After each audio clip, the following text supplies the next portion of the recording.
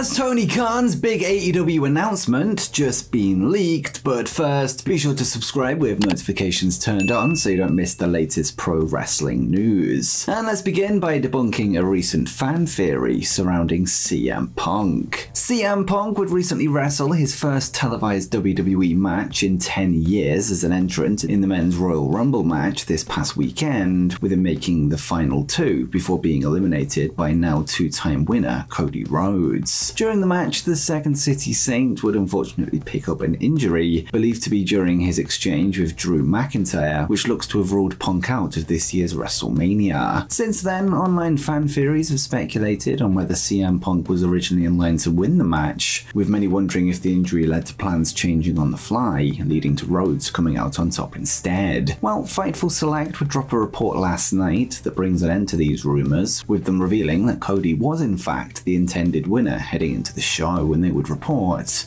A popular conspiracy theory among fans that they've inquired to Fightful about is the idea that CM Punk was actually supposed to win the WWE Royal Rumble, knew he sustained an injury, and an audible was called. However, we're told that wasn't true. Cody Rhodes was scheduled to win the WWE Royal Rumble, and things unfolded as they were intended to.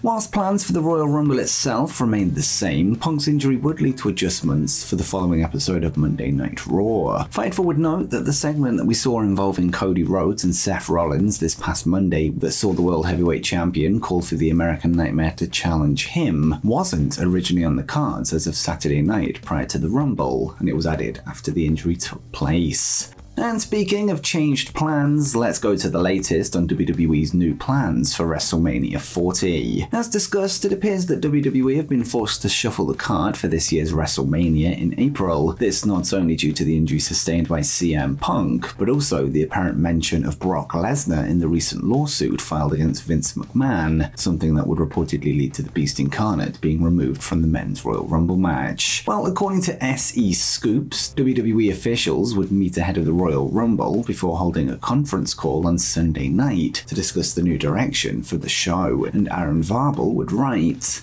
"A tenured member of the WWE team told me that Triple H and a number of people, including Bruce Pritchard, lead writers, and some high-level associates, met at the Royal Rumble to discuss WrestleMania. They also spoke about this on a conference call Sunday, and the lineup has been determined. I was told as of last night that the updated WrestleMania lineup has not been distributed to talent or the rest of the creative team yet. Any reports saying that there are card variations of the lineup is incorrect. It was reiterated with me that the WWE creative team has not been informed of the reshuffled Mania lineup yet. They will be informed of that later this week." It appears that the original plan for Mania would have seen CM Punk take on Seth Rollins for the WWE World Heavyweight title, whilst Brock Lesnar would have battled the reigning Intercontinental Champion Gunther in what many touted as a dream match prior to the recent news. We do know that former NXT champion Bron Breakker would take on the Brock Lesnar role in the Royal Rumble, with him reportedly working all of the same spots that were planned for the Beast, although whether this stretches to Breakker going one-on-one with Gunther remains to be seen. As for the new challenger for Seth Rollins' World Heavyweight Championship, we don't yet know who will take CM Punk's place, and whilst the match was teased with Cody Rhodes this past Monday night, he's still expected by fans to choose to compete for Roman Reigns' undisputed Universal Championship at the grandest stage of them all. As to whether The Rock could play a part in shifting these plans around remains to be seen, with SE Scoops noting that anything Rock related is being kept very close to the vest.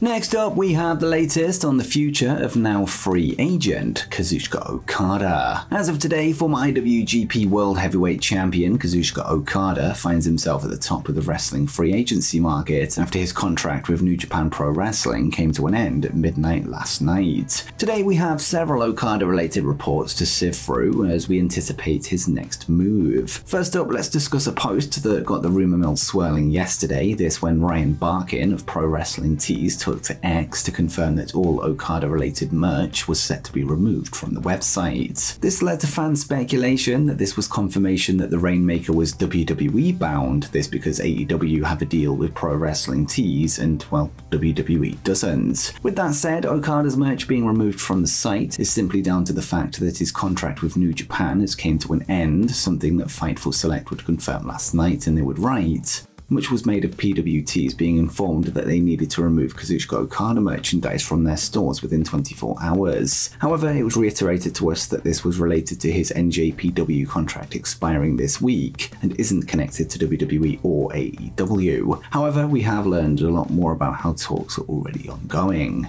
It's worth noting that the merchandise that's been taken down is specifically Okada's New Japan merchandise, and because his deal is now over, it's being removed. It's not a sign that he's made a decision either way, as this was something we also saw when Jay White's NJPW deal expired and ultimately he chose to sign with AEW. As we'll see later on, Okada still hasn't made his decision or signed with anyone just yet. Now let's get to a report from PW Insider, who had released an update last night to discuss the decision Okada has to make in the coming days, weeks or months, with them revealing why All Elite Wrestling is most likely his next destination, and Mike Johnson would write, "The belief is that with his long-time friendship with the Young Bucks, AEW is Okada's likely destination. When Okada was a rookie on excursion in the United States and wrestling for TNA, the Young Bucks took him under their wing and befriended him, assisting him out when most others left Okada to his own devices to navigate living, traveling and working in a foreign country."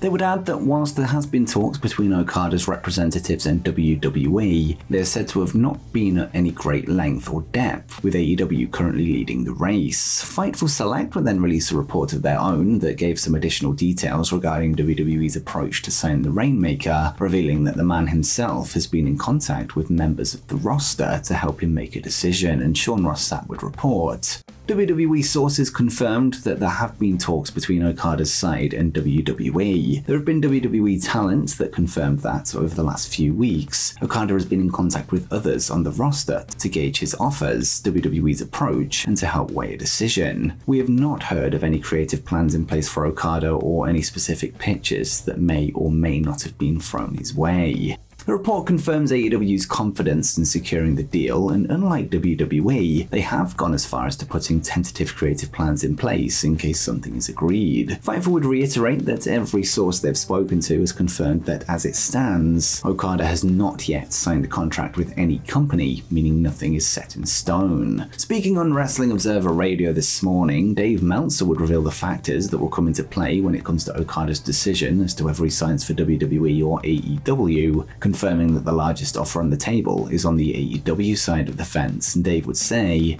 "Basically, it depends on what Okada's goal is right now. If his goal is to have the most worldwide exposure at this point in his career, then WWE is the place to go. To build up a name, WWE is the place to go. To make the most money possible, AEW is the place to go. If it's to have the best matches possible, AEW is the place to go." For now, the Rainmaker will remain in New Japan without a contract, with him set to work 3 more matches for the company as a free agent. It remains to be seen if he'll hold off his decision until his commitments are complete, or if he'll work those dates while signed to his new contract elsewhere. Taking all this into account, where do you see Kazuchika Okada signing for in the near future? Let me know in the comments down below.